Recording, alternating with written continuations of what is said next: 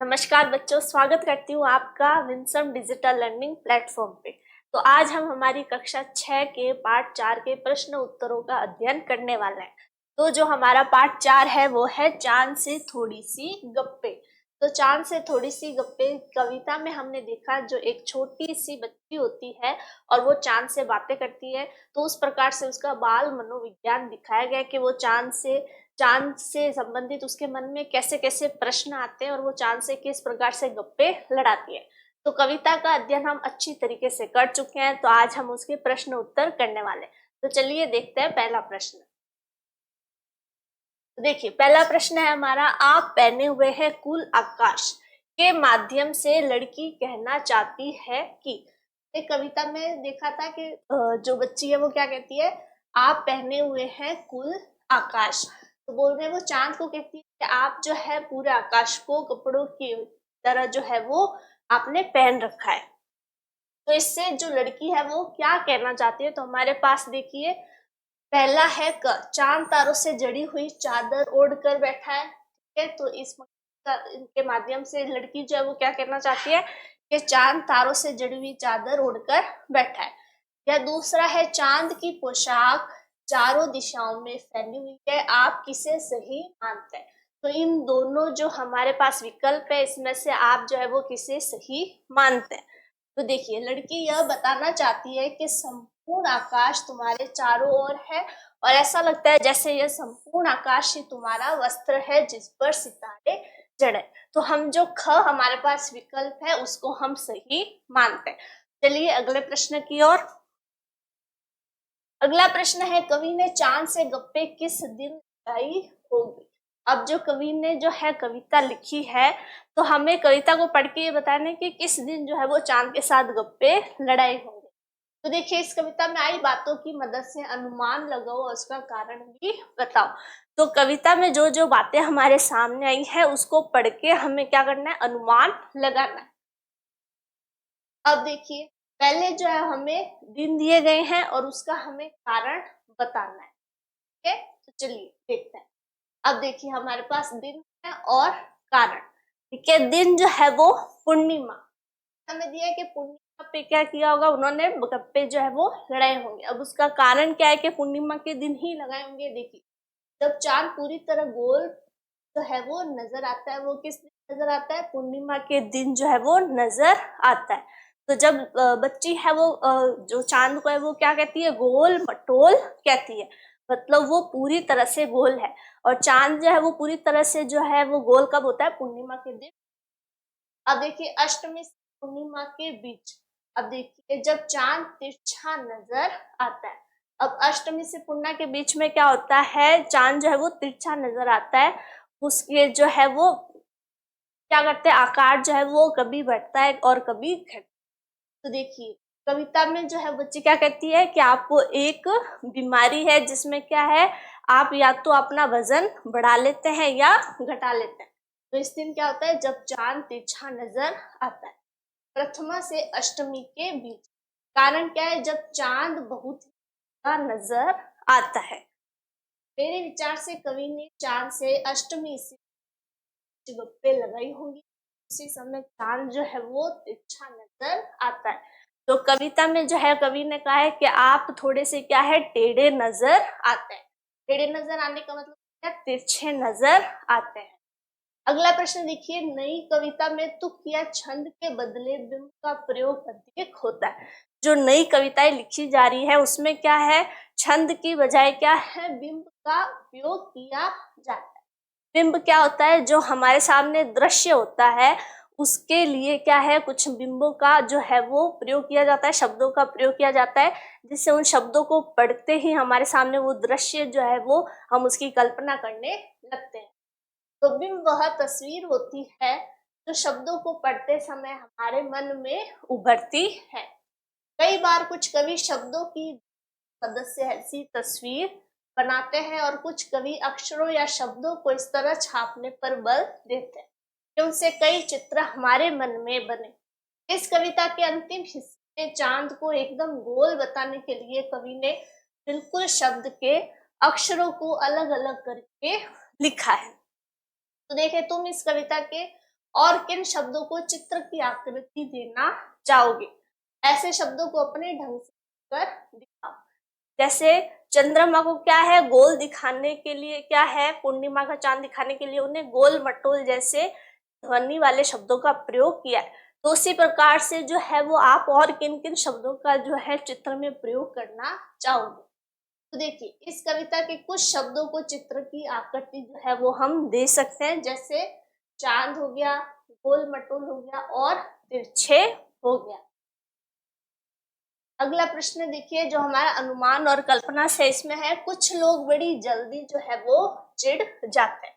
यदि चांद का स्वभाव भी आसानी से चिढ़ जाने का होता है, हमें क्या करना है, कल्पना करनी है, अनुमान करना है कि जैसे कुछ लोग क्या है आसानी से चिढ़ जाते हैं, अगर चांद का स्वभाव भी अगर वैसा ही होता तो वह किन बातों से सबसे ज्यादा चिढ़ेगा। तो कविता में ऐसी कौन सी बातें आई है जिससे चांद जो है वो चिढ़ जाएगा।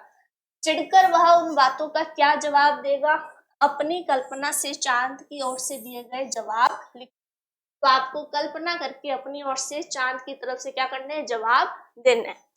तो देखिए, अगर चांद का स्वभाव भी बहुत जल्दी से चिढ़ जाने का होता तो वो बहुत सी बातों पर चिढ़ते। कविता में ऐसी बहुत सी बातें आई हैं जिससे वो चिढ़ जाते। और वो कौन कौन सी बातें हैं, देखिए। पहले, तिरछे कहे जाने पर जरूर चिढ़ते। पहले ये कि आप थोड़े से क्या है, टेढ़े नजर आते हैं, मतलब तिरछे नजर आते हैं, तो इस बात पे जरूर चांद जो है वो चिढ़ जाते। घटने बढ़ने की बीमारी की बात सुनकर भी उसे बहुत गुस्सा आएगा। और जब कविता में क्या लिया है कि आपको एक बीमारी है घटते और बढ़ते रहने की, तो ये बात सुनकर भी क्या होता है, चांद जो है वो चिढ़ जाते।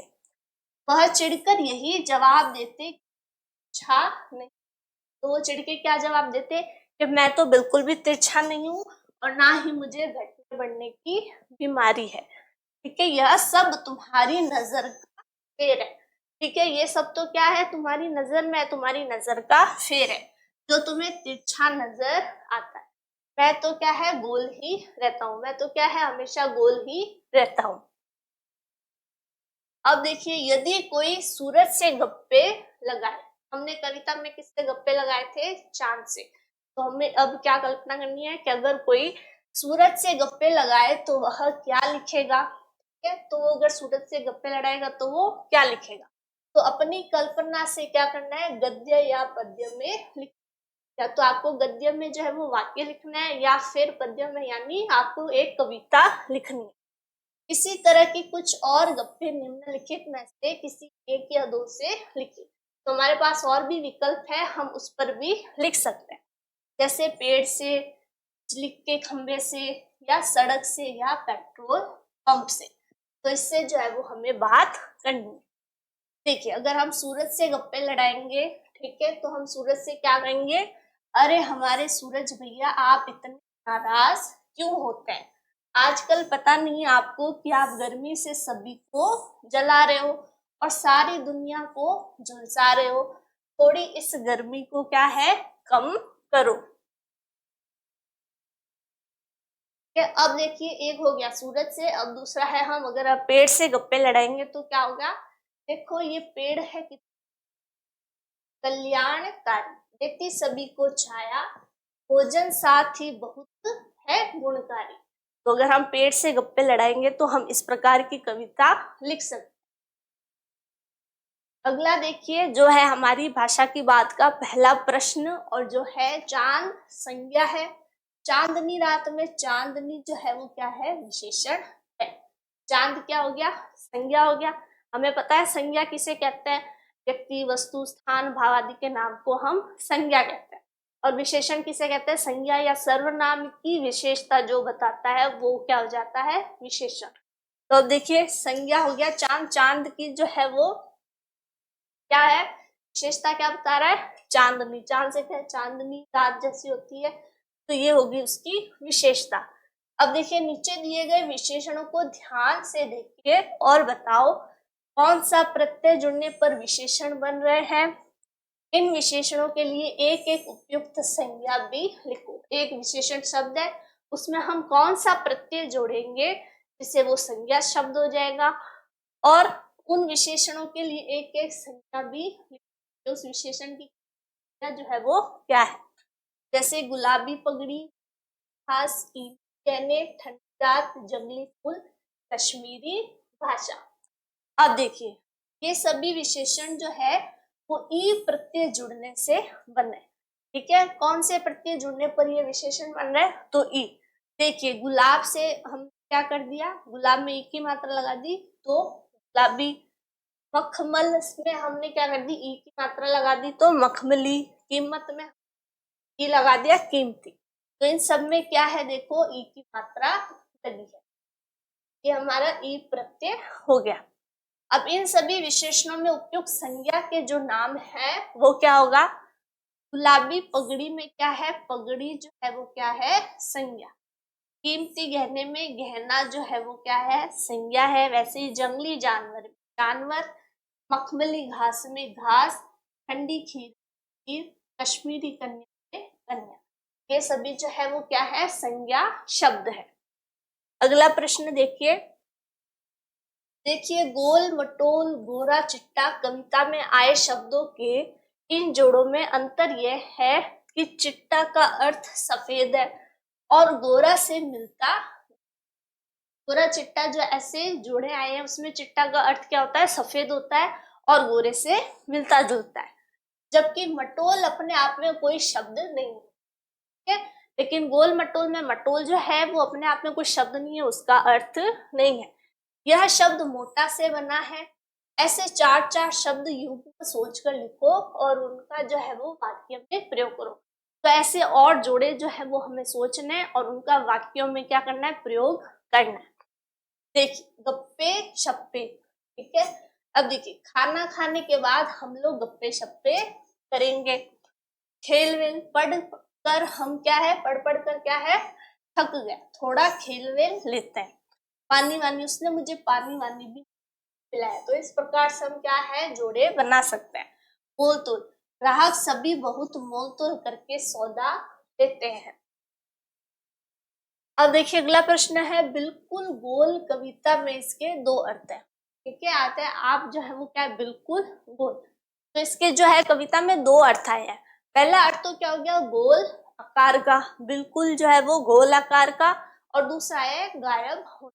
तो कविता में या तो आप क्या है, बिल्कुल गोल हैं, या तो आप क्या हो जाते हैं, बिल्कुल गोल हो जाते हैं, जैसे पूर्णिमा का चंद्रमा होता है उस प्रकार से हो जाता है, या फिर अमावस्या पर क्या हो जाता है, बिल्कुल गायब भी हो जाते हैं। देखिए ऐसे तीन और शब्द सोचकर उनसे ऐसे वाक्य बनाओ। तो इसी प्रकार से हमें तीन जो है वो ऐसे शब्द और सोचने और उनसे क्या करने, वाक्य बनाने हैं। ये दो दो अर्थ निकलते हो। तो ऐसे शब्द सोचने जिनके दो अर्थ जो है वो निकलते हैं। तो देखिए पहला है हल, ठीक है। अब हल का जो है वो पहला अर्थ तो क्या हो जाता है कि हल करना, ठीक है, और दूसरा क्या हो जाता है, जो हम खेतों में हल चलाते हैं वो। तो देखिए रमेश हल से खेत को जोत रहा है, ठीक है, तो ये तो पहला हो गया। और सुरेश इस सवाल का हल करके दिखाओ, और ये क्या हो गया, हमारा दूसरा वाक्य हो गया, मतलब दूसरा अर्थ हो गया। दूसरा है हार, ठीक है। अब हार के भी दो अर्थ होते हैं। एक तो हार क्या होता है, जो फूलों का हार होता है, माला होती है, उसे भी हम हार कहते हैं, ठीक है। और दूसरा जो है वो हम हार जीत वाला जो हार होता है उसे भी हम कहते हैं। तो देखिए तुम्हारे गले की फूलों की हार बहुत सुंदर है। दूसरा वाक्य हो गया, आज मैं दौड़ प्रतियोगिता में हार गया। आज में क्या हो गया, दौड़ प्रतियोगिता में हार गया। अब देखिए आम, आम जो है वो फलों का राजा होता है, आपको पता है। तो एक फल हो गया आम, और एक आम आदमी वाला जो हो गया आम। आम फलों का राजा है। दूसरा जो है वो अर्थ क्या हो गया वाक्य में, समाज में रहने वाली आम जनता ही सत्ता को पलट देती है। अब देखिए अगला प्रश्न देखिए, ताकि जबकि चूंकि हालांकि, ये सारे शब्द जो है वो कविता की जिन पंक्तियों में ये शब्द आए हैं, तो ये सारे शब्द जो है वो कविता की जिन पंक्तियों में आए हैं उन्हें ध्यान से पढ़ो। ये शब्द दो वाक्यों को जोड़ने का काम करता है, तो उनको क्या है, वापस ध्यान से पढ़ो। और आप क्या ध्यान देंगे कि ये शब्द जो है वो क्या करते हैं, वाक्यों को, ठीक है, जोड़ने का काम करते हैं। इन शब्दों का प्रयोग करते हुए दो दो वाक्य बनाओ। तो आपको भी क्या करना है, इन्हीं शब्दों से जो है वो दो दो वाक्य जो है वो बनाना। ठीक, पहला है ताकि। तो रमेश दवाई ले रहा है ताकि वह जल्दी ठीक हो सके। अब इसमें देखिए कैसे जोड़ रहा है। पहला जो हमारा वाक्य हो गया, रमेश जो है वो दवाई ले रहा है। दूसरा हो गया वह जल्दी ठीक हो सके। तो इन दोनों को जोड़ने का काम क्या कर रहा है, हमारा ये शब्द कर रहा है। हम रोज थोड़ा खेलते हैं ताकि हम स्वस्थ रहे। दूसरा है हमारा जबकि। राम ने श्याम की सहायता की। दोनों जो है वो क्या थे, शत्रु। रमेश दौड़ता हुआ आया जबकि बाहर काफी धूप थी। अब तीसरा देखिए चूंकि के लिए। चूंकि मेरी तबीयत ठीक नहीं है इसलिए मैं काम पर नहीं आ सकता। देखिए तो ये पहला जो है हमारा वाक्य और दूसरा ये हो गया। इन दोनों को जोड़ने का काम क्या कर रहा है, हमारा ये शब्द कर रहा है। दूसरा देखिए चूंकि विकास को मुझसे मिलना था इसलिए वह आया था। अब देखिए हालांकि। हालांकि मैं अभी थोड़ा ठीक हूँ परंतु फिर भी मैं ऑफिस नहीं आ सकता। दूसरा देखिए हालांकि गर्व शैतान है परंतु पढ़ने में अच्छा है। अब देखिए अगला प्रश्न है हमारा, गप गपशप गपबाजी, क्या इन शब्दों के अर्थों में अंतर है, तुम्हें क्या लगता है। हमारे पास तीन शब्द है, गप हो गया, गपशप हो गया और गपबाजी। तो इन तीनों शब्दों में क्या अर्थ है इनका और इनमें क्या अंतर है वो हमें बताना। तो देखिए पहला जो है हमारा गप। गप का अर्थ क्या होता है, बिना बातों की बात करना। क्या हमारे पास कोई बातें है ही नहीं, जो भी दिमाग में आ रहा है हम बस बोलते जा रहे हैं, तो बिना बातों के बात करना हो गया। गपशप का अर्थ क्या होता है, इधर उधर की बातचीत करना। गपशप करना मतलब इधर उधर की जो है वो बातें करना। गपबाजी का अर्थ है कुछ सही बातें और कुछ गलत करना।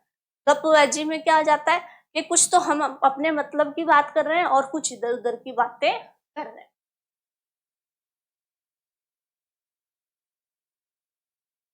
अब देखिए हमारे पास जो अगला प्रश्न है वो क्या है, हमारे पास दो कैलेंडर है।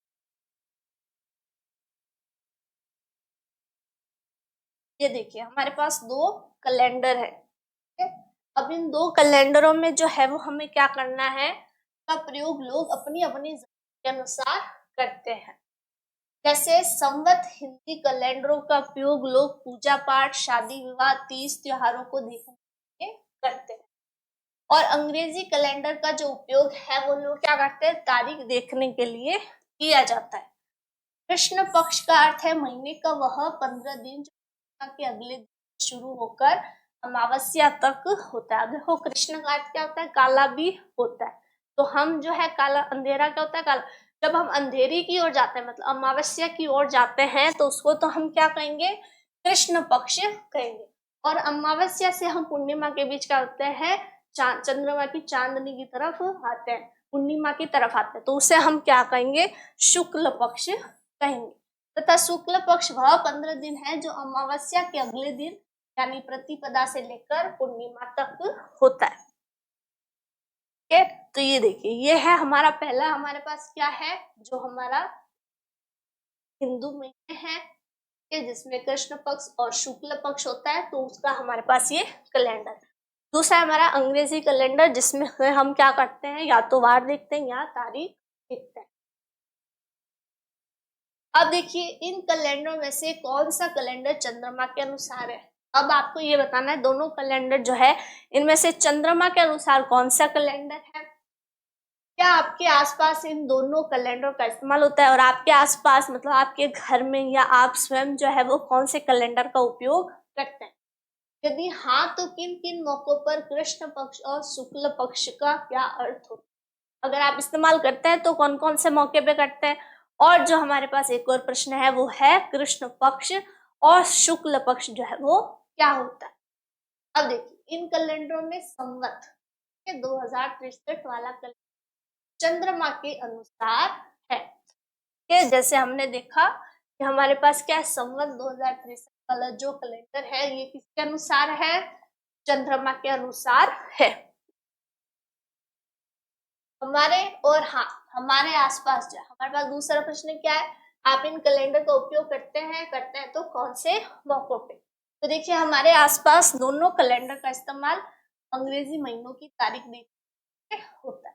तो दोनों का क्या इस्तेमाल होता है? तारीख देख करते हैं और हम त्योहार को देखने के लिए भी करते हैं। और हमारे पास है कृष्ण पक्ष और शुक्ल पक्ष जो है वो क्या होता है? देखिए कृष्ण पक्ष का जो अर्थ है वो क्या है? महीने का वह पक्ष, वह 15 दिन जो पूर्णिमा के अगले दिन से लेकर अमावस्या तक होता है। और शुक्ल पक्ष क्या होता है? अमावस्या के अगले दिन से लेकर पूर्णिमा तक होता है। ठीक है, ये देखिए ये हमारे पास क्या है? पूरा जो है हमारा है जो चंद्रमा के ऊपर है, और ये है हमारा जो अंग्रेजी कैलेंडर है जिसमें हम तारीख और देखते हैं। ज्यादातर जो हमारे पास ये कैलेंडर है इसमें कृष्ण पक्ष होता है, शुक्ल पक्ष होता है, और जो हमारे तीज त्योहार जो है वो तिथि के अनुसार होता है, पंचांग के अनुसार होता है, उसके लिए यही कैलेंडर जो है वो उपयोग में आता है। तो चांद से थोड़ी सी गप्पे के जो हमारे प्रश्न उत्तर है वो हम अच्छे से उनका अध्ययन और हल कर चुके हैं। आशा करती हूँ कि आपको अच्छे से समझ आए होंगे। मिलते हैं आपसे आगे, तब तक के लिए keep learning and keep growing with Winsome international school. Thank you.